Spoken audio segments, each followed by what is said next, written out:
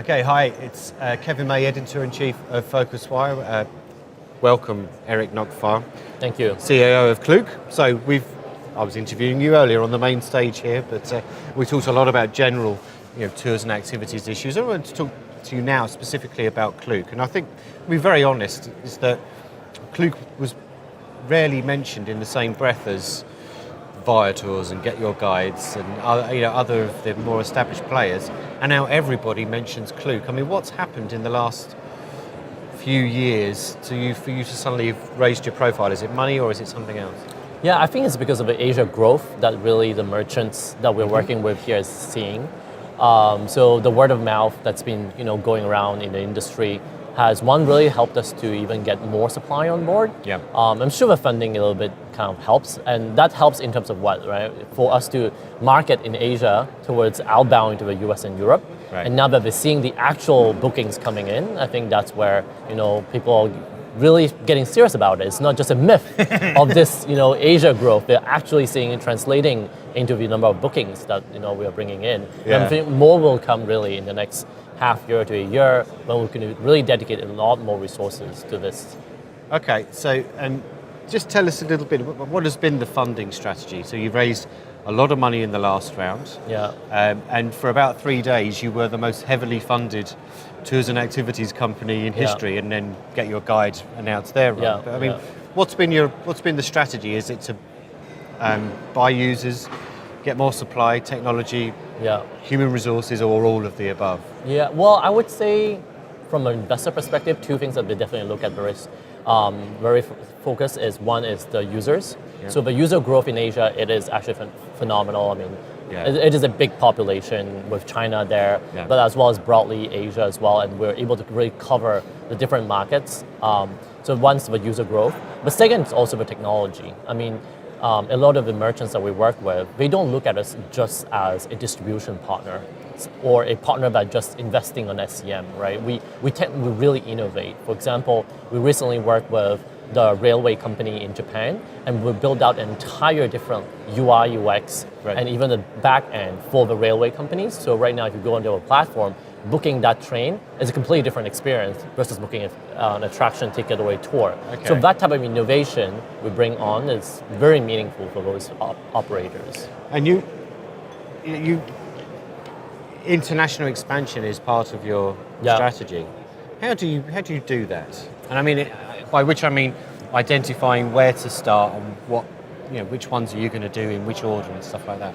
So for us, international means outside of Asia, right? So Europe and US and Australia in particular. So the way that we look at it is we go back and look at our user base that we have today in Asia, and we see, hey, which one, when all congregate together, which are the most popular destinations that they go to. You'll be surprised. I mean, London, Paris, of course, is on the top of the list, but Iceland is actually one of the top 5 as well, right? And I think Iceland may not really be on the top 5 maybe for Europe per se, but that's where the Asia play is slightly different. And of course, maybe the segment that we've chosen could be also different. That will make it a difference on which destination do we go out first in terms of going there, setting up the team, working with these merchants locally, and advising on them on how to improve their service or adapt their service for the Asian travelers. Okay, and has it been, I'm not going to say easy, nothing's easy, but have there been any particular challenges with this international expansion that you've found so far? Yeah, I think it's about building the team. That's more so. I mean, with booking, also expanding in this space, Get Your Guide is very big here. To find more salespeople to cover these merchants, I can find that it is taking a bit of time. Yeah. But obviously, we're also a little bit more picky about, we want people who have a more of a global mindset, because at the end of the day, we are still a company from Asia, but of course, the management team is very global type team. Yeah. But hence, we also look for people that have similar type of cultures, similar type of mindset to come together.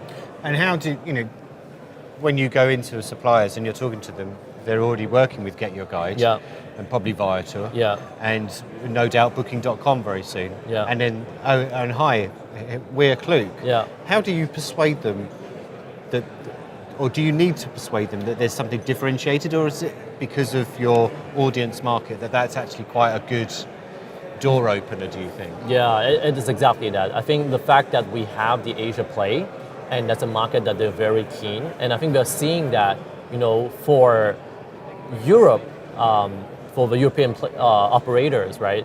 What they're seeing is it's a transition from offline booking to online booking, but we are not seeing the market size expanding. So we are not seeing revenue increasing per se, but we're just seeing, okay, Viator, Get Your Guide, share of the business is increasing, but the absolute amount that we heard from some of the operators is not increasing. Right. But Asia is the incremental demand. That is really increasing their revenue size. And that's where I think they see a lot of value. And I think it's rare for them to also find a partner who they can, for example, converse in English or French. I mean, I'm a French speaker as well, right? I think traditionally, let's say they might be working with very traditional operators or distributors in China or some Asia, where there's already kind of a culture gap and it's hard to communicate. So we're in a good bridge to that, I would say. Okay, and finally, how ambitious is Klook? I mean, what is not the end goal, but what's your kind of 2-year goal, do you think?